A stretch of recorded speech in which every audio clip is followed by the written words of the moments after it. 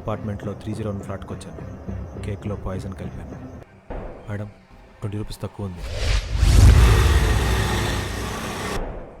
ఈరోజు నా బర్త్డే. అవును madam, happy birthday to you. ఏం బర్త్డే? నాకు ఇష్టమైన మా అక్క మా బావగారు లేకుండా. Happy birthday to you. అరే ఇంత ప్రేమగా తినిపిస్తుంటే తిండ్రేంటండి? మిమ్మల్ని చూస్తుంటే